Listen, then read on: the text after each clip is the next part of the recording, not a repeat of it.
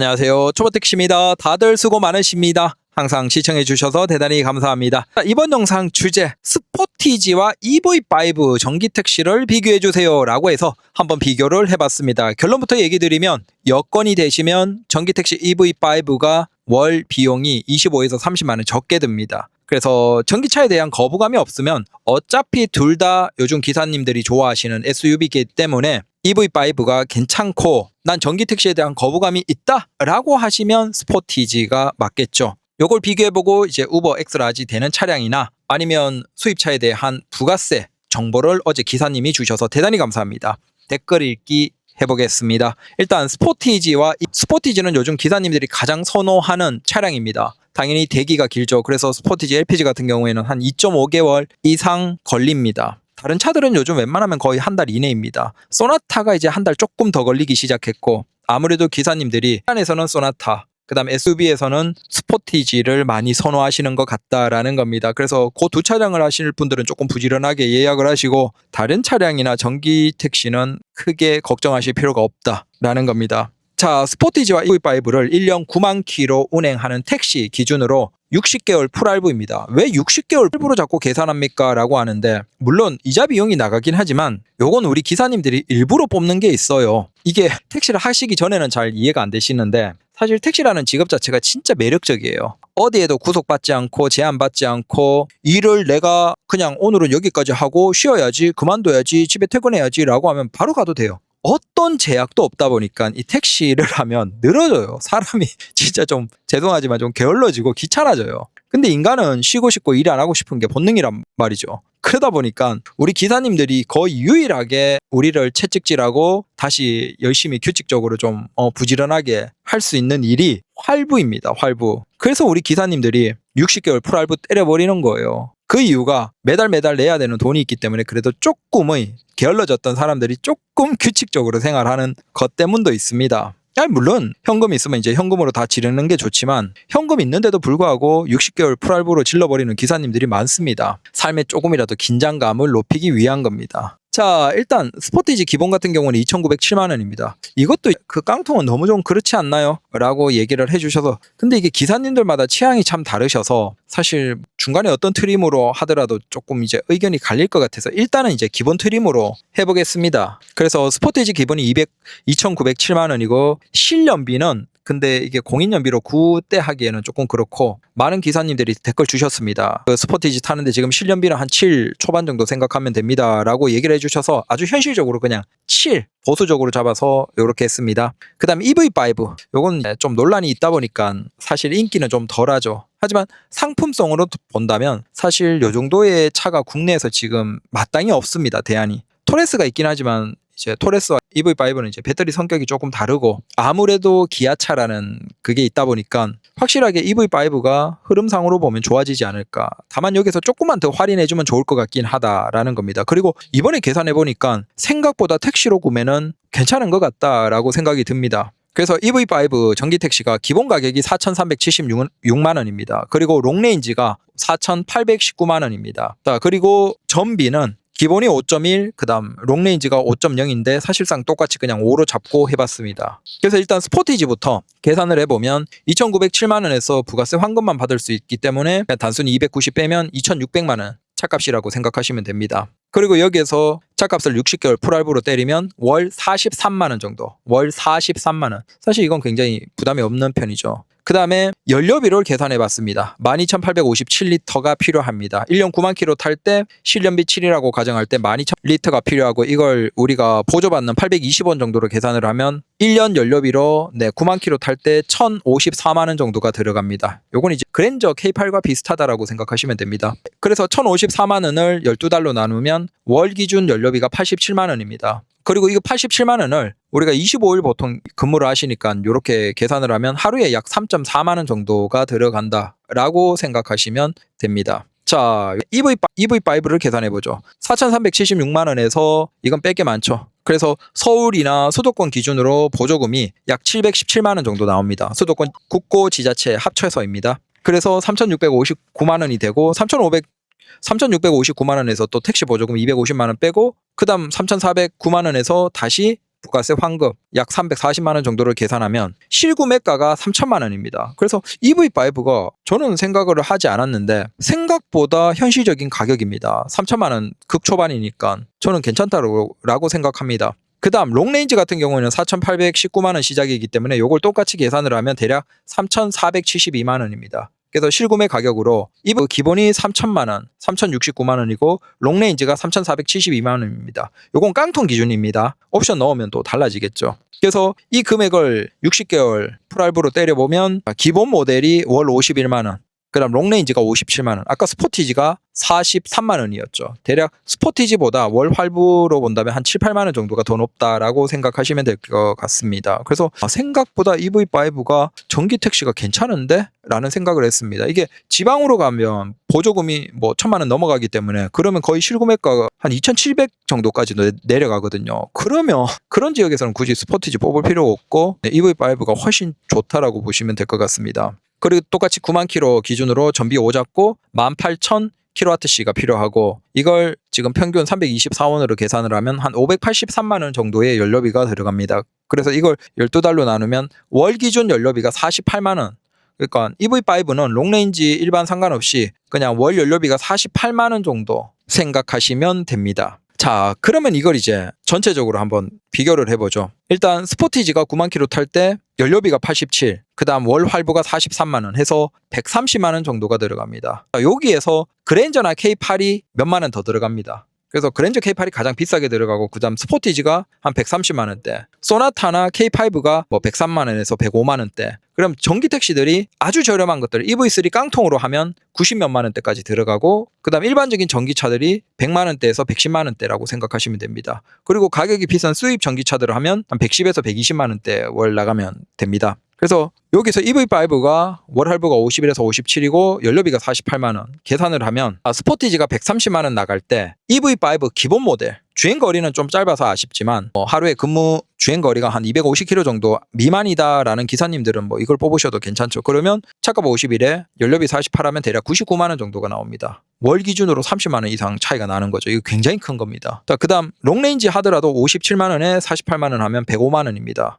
그래서 월 기준으로 EV5를 깡통으로 뽑으실 때 스포티지 깡통으로 뽑는 것과 비교하면 25만 원에서 30만 원 정도 EV5가 적게 들어갑니다. 저는 EV5는 전혀 생각이 없었거든요. 이게 사실은 좀 일반인들이 선호하지 않는 이유가 뭐냐면 중국에서 굉장히 싸게 가격을 팔고 있어요. 그게 2천만 원 후반에서 시작을 해서 물론 상급은 이제 4천만 원 넘어가지만 그 가격에 팔던 것들이 국내에 비슷하게 들어와서 4천만 원대 시작을 해버리니까 소비자들의 반감이 확 커진 거죠. 야, 그럴 거면 그걸 뭐하러 사? 마침 또 테슬라 모델 Y 같은 것들이 4,999만 원으로 인하를 해버리니까 사람들이 다 그냥 테슬라로 넘어가 버린 거예요. 그래서 일반인들에게 굉장히 안 팔리고 택시로나 뭐 영업용으로나 이쪽으로 팔아야죠. 그래서 이 택시는 어차피 안 팔리면 좀 가격을 조금만 더 낮춰주면 안 될까라는 생각이 드는데 일단 아직은 콧대가 높고 버티고 있습니다. 하지만 저는 올 중반 넘어가면 할인할 거라고 생각합니다. 그래서 우리 기사님들은 SUV를 난 무조건 살 거야 라는데 여기에서 이제 전기택시에 대해서 거부감이 없다라고 하면 비용을 최대한 낮추겠다라고 하면 EV3가 지금 현실적으로는 가장 낮습니다. 니로 EV가 있었지만 지금은 이제 안 팔리죠. 그래서 EV3가 가장 낮은 SUV, 물론 코란도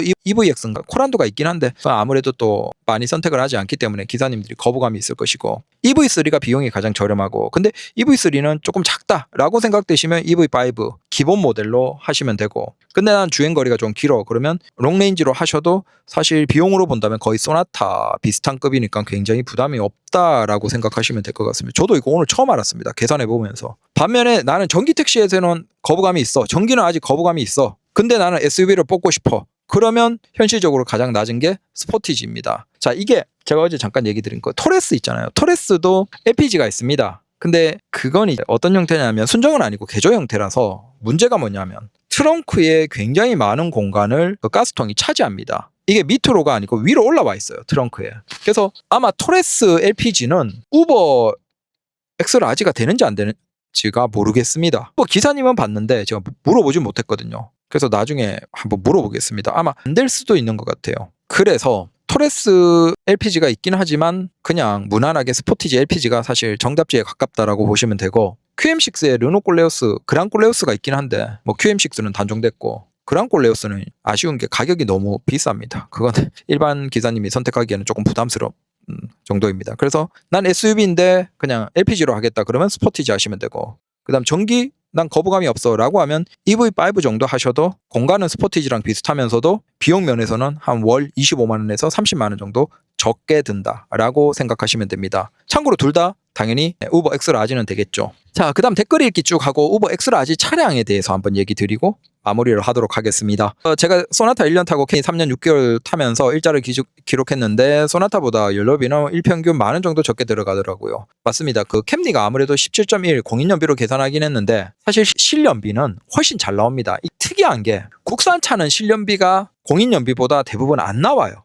근데 신기하게도 수입차, 특히 하이브리드나 그런 것들은 공인연비보다 실연비가 더 잘 나옵니다. 특히 캠리 기사님들이 대부분 비슷하게 말씀하시는 게 실연비가 훨씬 좋다, 공인연비보다 라고 얘기하시거든요. 그래서 소나타보다 연료비가 하루 만 원 정도 적게 들어갈 정도면 굉장히 좋죠. 요거 실연비로 나중에 다시 한번 계산을 해보겠습니다. 자, 캠리 사면 미션 뻗을 일이 없다. ES300H로 택시하는 뒤 미션은 고장 없고 엔진도 고장이 없다. 잡소리 빼고는 단점이 없다. 캠리 17.8 써있는 건 겨울 최악연비, 봄부터 초겨울까지는 20km 4분이 넘는다. 그렇죠. 캠리가 기본이고 그거보다 고급이 ES300H죠. 사실 그 정도면 진짜 부럽죠. 그래서 캠리나 ES300H나 도요타의 하이브리드, 렉서스 하이브리드들이 실연비가 잘 나온다. 근데 이건 국산도 비슷합니다. 하이브리드 같은 게 아무래도 연비는 조금 더 잘 나옵니다. 테슬라 FSD 되면 필요도 없이 영업 가능. 제가 기대하고 있는 게 이겁니다. 아무래도 한 2년, 길어봤자 2년이면 되지 않을까요? 지금도 FSD가 국내 일부 됩니다. 다만 그거 미국산 중에서도 모델 SX만 됩니다. 미국산이지만 모델 3Y는 또 이게 연산이나 그런 부분들이 조금 미달해서 안 됩니다. 근데 중국에서는 풀리고 있거든요. 점점 부분적으로 풀고 있는 상태이기 때문에 결국 중국산 테슬라가 국내에 있고 이것도 한 몇 년 내로는 되겠죠. 그러면 꽤나 보조받으면서, 그러니까 운전에 보조를 받으면서 내가 최대한 피로도를 낮춰서 일을 할 수 있다라는 걸 기대하면서 테슬라를 꿈꿔보고 있습니다. 자, 스포티지, 프레스티지 무옵션으로 계산하면 안 되고 로블레스 정도는 해야죠. 제 계산이 필요합니다. 야고. 요건 나중에 등급별로도 계산을 한번 해보겠습니다. 근데 이게 기사님들마다 선호도가 다르다 보니까 저는 솔직히 그냥 깡통해도 된다라는 주의거든요. 웬만한 이제 안전 옵션이나 기본만 있으면. 근데 이게 또 기사님들마다 다르다 보니까 나중에 다르게 계산을 한번 해보겠습니다. 감사합니다. 자, 5년 30만 이상 뛴 전기차가 잔존가치 있을까요? 이게 전에 그 연 9만 킬로 계산할 때 45만 킬로 잡고 연료비를 계산할 때 잔존가치 차이가 있다라고 하니까 아마 그 부분을 얘기하신 것 같아요. 그래서 요걸 이제 한번 가져왔습니다. 요거 출처는 모두 엔카입니다. 이게 과연 20만 킬로, 30만 킬로 넘은 차가 시장에서 거래가 되냐? 이게 궁금하시죠? 근데 생각보다 거래가 잘 됩니다. 특히 여기에서 이제 제가 테슬라를 자꾸 얘기하는 부분이 실제 월 비용이 차이가 크게 없었잖아요. 근데 가치에서 차이가 굉장합니다. 이거 한번 보십시오. 자, 엔카에서 다 출처 가져온 겁니다. 니로 플러스 라이트 택시형이 택시로 쓰였겠죠. 26만 킬로, 22년식 9월 얼마 안 됐죠. 1200만 원입니다. 그러면 시장에 넘긴 가격은 대략 처분 가격이 한 800, 900 정도가 되겠죠. 아무래도 좀 더 후려친다라고 생각할 때 현대 코나 일렉트릭 18년식 23만 킬로 1200만 원. 그 다음 기아 니로 EV 택시형 26만 킬로 19년식 1200만 원. 코나 일렉트릭 20년식 23만 킬로 1370만 원. 이건 킹이네요. 그 다음 기본 모델이 저렇게 1000만 원 초반으로 저렴하고 아이오닉 5 같은 괜찮은 전기 택시로 넘어오면 이게 아무래도 신차 가격이 비싸겠죠. 그러니까 니로나 코나보다 아이오닉 5가 신차 가격이 훨씬 비싸니까 얘들은 중고 가격이 훨씬 비쌉니다. 보시면 아시겠지만 21년식 지금 40만 킬로 넘은 거예요. 우리가 계산한 그것과 비슷하죠. 근데 거래 매물 가격이 1500만 원입니다. 그러면 아마 매매상에 넘긴 가격은 한 1100, 1200이겠죠. 그러니까 택시가 비싼 것들은 한 1000만 원 이상은 받는다라는 겁니다. 진짜 한 3, 40만 킬로 타도. 자, 아이오닉 5 역시나 택시용 21년식 29만 킬로 탔습니다. 1750만 원 받았죠. 한 1200, 1300은 받았다는 얘기죠. 마찬가지로 쭉 보시면 역시나 택시용 27만 킬로 탄 거 1700만 원. 택시용 26만 킬로 탄 거 1900만 원. 자, 그 다음 26만 1800, 25만 1800, 25만 1700, 23만 2400, 23만 1700. 자, 이렇게 영업용들이 꽤나 받아요. 주행거리가 20만 킬로 넘어도. 그러면 적어도 매물 넘기는 데서 1000만 원 초중반 정도는 받는다는 거죠. 근데 여기서 한번 보십시오. 테슬라로 넘어오면 좀 다른 게 있습니다. 테슬라 모델 Y입니다. 21년식에 19만 킬로 탄 게 2900만 원. 18만 킬로 탄 게 2,300만 원, 17만 킬로 탄 게 2,900만 원, 17만 킬로 탄 게 2,500만 원, 16만 킬로 탄 게 4,200만 원, 14만 킬로 탄 게 3,200만 원, 23만. 자, 요건 모델 3입니다. 작은 거 세단. 자, 역시나 24만 킬로 탄 거 2,300만 원, 22만 킬로 1,900만 원, 21만 킬로 2,500만 원, 21만 킬로 2,100만 원, 21만 킬로 2,400만 원. 확실하게 주행거리가 뭐 10만 원 말할 것도 없고 20만 킬로가 넘어도 잔존 가치에서는 테슬라가 시장에서 확실하게 가격을 좀 더 잘 받습니다. 그럼 우리가 월 비용으로 계산해 보잖아요. 월 비용으로 대부분이 이제 100만 원 초반이에요. 소나타 103에서 105만 원. 그다음에 전기차들이 100만 원에서 110만 원대. 그다음 좀 저렴한 거 EV3나 EV5 완전 기본 깡통이 90만 원대. 그다음 비싼 그랜저나 스포티지가 120에서 130만 원대. 그다음 수입 전기차들 가격이 비싼 것들을 뽑아도 120에서 130만 원대라는 거예요. 자, 그러니까 테슬라 같은 전기차를 타더라도 월 비용 지출은 사실은 그랜저나 K8보다 오히려 적게 들고 소나타, K5 아니면 일반 전기 택시로 나오는 전기 택시보다는 조금 더 드는 겁니다. 월 10만 원에서 한 15만 원 정도가 더 들어갑니다. 근데 자, 이걸 우리가 3년에서 4년 혹은 짧으면 2년 탄다라고 할 때 잔존 가치에서는 시장에 정리를 하고 우리가 다시 대폐차를 할 거잖아요. 그때 받는 가격이 훨씬 높다는 거예요. 그래서 특히 테슬라 같은 경우에는 이걸 더 받을 수 있기 때문에 이 가격을 감안하면 사실은 소나타나 일반 택시로 나오는 전기 택시 타는 가격과 마지막에 계산하면 사실 큰 차이가 없어요. 이걸 이미 제가 많이 해봤거든요. 나중에 다시 요거까지 반영해서 계산을 해드릴게요. 그러니까 이게 수입차라서 서비스에 대한 부담감, 수입차라는 부담감, 그 부담감만 제외하면 사실 테슬라 전기택시, 이걸 만약에 전기택시로 굴리면 하나 일반 아이오닉 전기택시로 굴리는 것과 사실 비용 차이는 거의 없다라고 보셔도 됩니다. 다만 사고가 안 나야 되겠죠. 그래서 내가 사고 안 날 자신이 있다 라고 하면 괜찮고, 근데 내가 사고가 걱정이 된다, 가끔씩 한 1년에 한 번 정도는 접촉 사고들, 고칠 일들이 발생한다, 그런 분들은 가급적이면 국산을 하셔야 되겠죠. 그래서 분명한 건 너무 무서워할 필요는 없다라는 겁니다. 이건 이제 전기택시 같은 경우에는 무시동 히터를 장착하세요라는 얘기를 해주셨는데 이게 좀 애매합니다. 이게 문제가 뭐냐면 아직 이게 검증이 된 게 아니거든요. 그 앞에 충돌 사고에 혹시 무시동 히터가 원인이 아니냐라는 주장들이 있죠. 근데 그거보다는 냉각계통, 그 전에 했던 우리가 에어컨의 냉매가 이제 다른 형태가 변경이 되면서 그게 화재에 좀 취약하다라는 주장들이 있어요. 그래서 이게 지금 전기택시들이 급가속 사고 같은 경우에 불이 빠르게 번지는 게 있잖아요. 그게 이유가 뭐냐라는 것에 대해서는 아직 확실하게 결론이 안 났습니다. 이게 냉매 때문인지 아니면 무시동 히터 때문인지. 그래서 아무래도 무시동 히터에 대한 조금 걱정하시는 분들이 계시죠. 근데 이걸 이미 쓰고 계신 기사님들도 꽤나 많긴 합니다. 괜찮긴 합니다. 그다음 댓글 주신 게 그 제네시스 외에 수입차 부가세 환급 다 됩니다라고 하셨고, 또 밑에 댓글에 제네시스도 됩니다라고 하셨는데, 요걸 정리 한번 해보면 부가세 환급은 지금 대부분의 자동차가 다 된다라고 합니다. 그러니까 수입차 같은 경우에는 BYD뿐만 아니라 대부분이 된다라는 거죠. 그래서 테슬라도 어떤 방식으로 부가세 환급이 되는지 한번 알아보겠습니다. 근데 기사님이 연락을 주셨는데 이분이 굉장히 이제 차를 바꾸면서 고민을 많이 하시고 정말 적극적으로 많은 차를 다 알아보셨대요. 근데 수입차 대부분은 일단 기본적으로 부가세 환급이 다 된다라는 것이죠. 그래서 이분은 나중에 결정하신 게 진짜 좋은 수입차로 택시를 바꾸셨거든요. 정말 부럽습니다. 그래서 이분이 알아보시니까 제네시스를 제외하면 다른 곳은 다 된다라는 답변을 받았다라는 거죠. 근데 지금 카페에서 후기들이나 이런 것들을 보면 어떤 문제가 있냐면, 국내 현대기아차는 택시로 나오는 건 됩니다. 근데 택시로 안 나오는 차종들을 뽑으면 부가세 환급에 대해서 굉장히 이상해요. 어떤 딜러들은 되는 경우도 있고 안 되는 경우도 있고 되려고 하다가 막히는 경우도 있고, 그래서 기사님들이 굉장히 곤혹스러워하는 경우가 있습니다. 막 싸우고 밀당하고 이럽니다. 그래서 일단 현대기아차 같은 경우에는 택시로 안 나오는 차량에 대해서 택시 기사들이 뽑아서 부가세 환급 받는 것에 대해서 적극적으로 무조건 100% 다 해주는 건 아닌 것 같다라고 보시면 될 것 같아요. 된다라고 생각했다가 또 곤혹을 경험하는 기사님들이 꽤나 계신 것 같아요. 하지만 수입차는 기본적으로 대부분이 되고 테슬라도 된다라고 보시면 될 것 같습니다. 다만 확신이 없어요. 이건 일단 제가 한번 해봐야지 답변을 드릴 수 있을 것 같습니다. 그래서 부가세 환급에 대해서 수입 택시는 걱정할 필요가 없다. 수입차로 택시를 하시면. 국산은 택시로 안 나오는 차량에 대해서는 좀 몸고생을 해야 된다라는 겁니다. 스포티지와 전기차 비교도 부탁드립니다. 오늘 해드렸죠? 감사합니다. 그 다음 요건 이제 그 우버 엑스라지 차량에 대해서 쭉 하고 끝낼게요. 법인기사 회사 차원이 아니라 개인적으로 우버 가맹이 가능한가요? 자,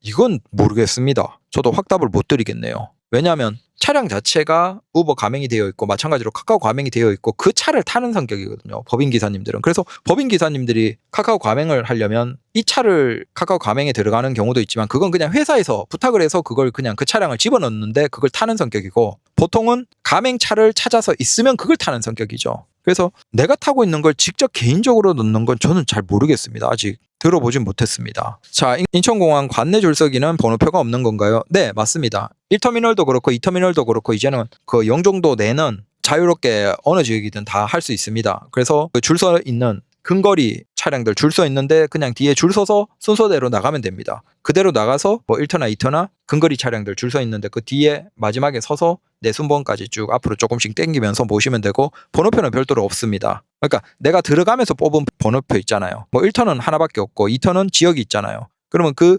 번호표 뽑고 들어가서 근거리 타다가 내 번호 때 나가는 겁니다. 근데 이게 많이 하면 뭐 이를테면 한 3번? 3번까지도 힘들고 2번? 하지만 이걸 좀 해보면 이제 체력 좋은 기사님들은 이걸 하는데 꽤나 많은 기사님들은 이제 인공에 있는 이유가 쉬는 성격이기 때문에 쉬는 시간에 그걸 또 운행하면 좀 피곤하시죠. 계속 줄 서 있다가 가서 모시고 다시 또 왔다가 다시 와야 되고 50분 내로 와야 되니까 이게 피곤하다 보니까 이게 처음에는 기사님들이 이걸 하시는데 인천공항을 조금 하다 보면 이게 귀찮아서 안 하고 그냥 쉬게 됩니다. 그래서 일단 번호표는 없습니다. 자, 부품값으로 한 방에 훅 갈 수 있다는 전제는 항상 염두에 두시기. 아마 수입차나 BYD 같은 경우를 얘기하시는 것 같습니다. 아니면 전기택시를 얘기하시는 것이기도 하고. 맞습니다. 그래서 전기택시 기사님들이 사실 다른 것은 예방할 수가 없어요. 모터나 다른 부분들은 방법이 없고 그나마 이제 오일류로 교체할 수 있는 게 감속기고 감속기는 한 8에서 10만 사이에 적극적으로 좀 교체를 해주시는 게 좋을 것 같고 그 외에 모터나 뭐 아무래도 힘이 좋다 보니까 앞쪽에 로우암 쪽에 이런 게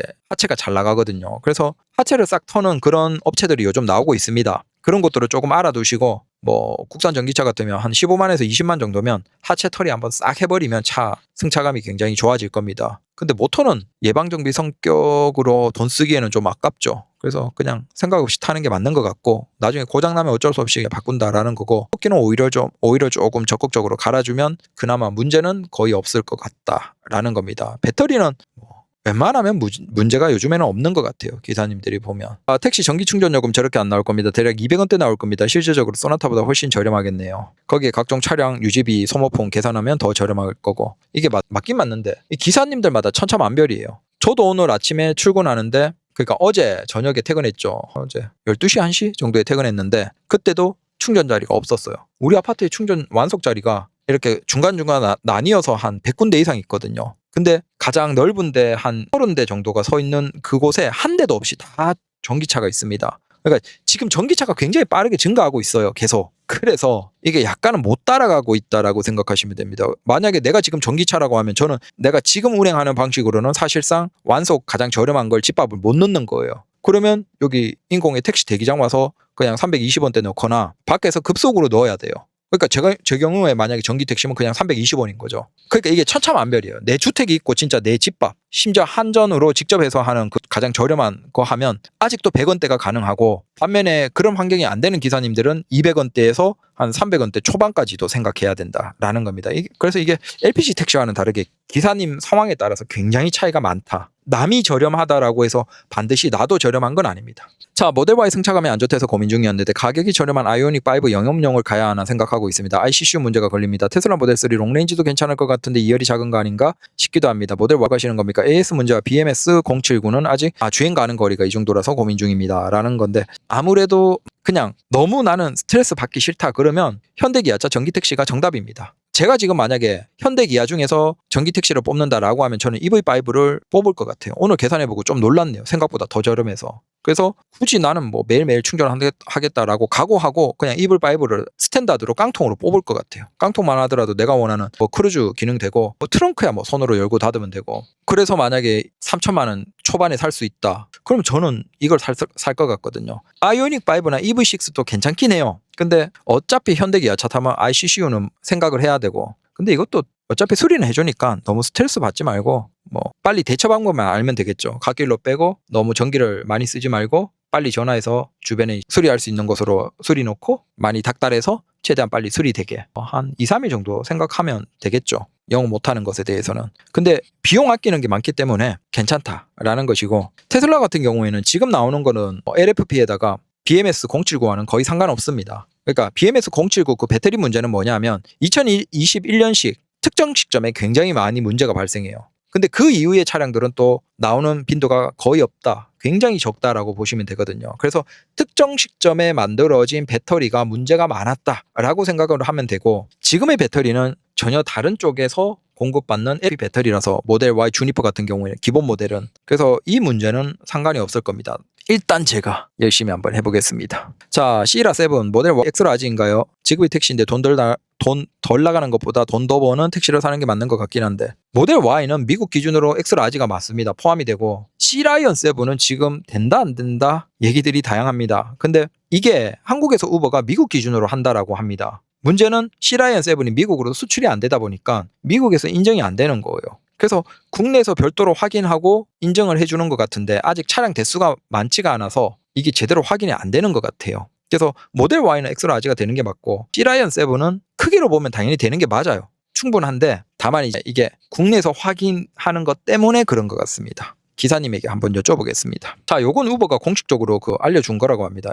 엑스라지, 우버 엑스라지에서 보시면 운행 가능 차량으로, 이게 미국이다 보니까 이렇게 막 다른 차종까지 다 포함이 되어 있는 거예요. 근데 우리는 이제 택시로 가능한 것들을 생각해 보면 되겠죠. 쉐보레, 올란도, 타호, 뭐 이거 우리 상관없고, 그다음 현대에서 산타페, 아이오닉 5, 아이오닉 일렉트릭, 아이오닉 플러그인 뭐 이런 거 다 필요 없고, 아이오닉이 우리는 해당이고, 그다음 밑에 보면 산타페 요즘 조금 뽑는 기사님들이 계시죠. 그다음 GB60도 조금 있고, 근데 GB60도 된다라는 거죠. GB70, 80 저걸 뽑을 기사님은 없고, 그다음 KGM에서 티볼리, 토레스 EVX 이게 되는 거고, 자, 토렉스 하이브리드도 되긴 되는 것 같아요. 그 통이 있어도. 다만 여기서 뭘 얘기하냐면, 기사님에게 짐이 안 실려서 거부당하는 일이 발생하면 그 우버 엑스라지에서 배제가 됩니다. 그러니까 내가 지금 만약에 아이오닉 5야, 토레스 EVX야. 자, 기본적으로는 공간이 충분해요. 근데 거기에 내가 짐을 많이 싣고 다닐 수가 있잖아요. 내 짐, 기사님 짐. 그래서 손님이 트렁크가 3개 이상인데, 그 캐리어가 3개 이상인데 그 캐리어를 못 싣는 상황이 발생했다. 내 짐 때문에. 원래는 가능한데.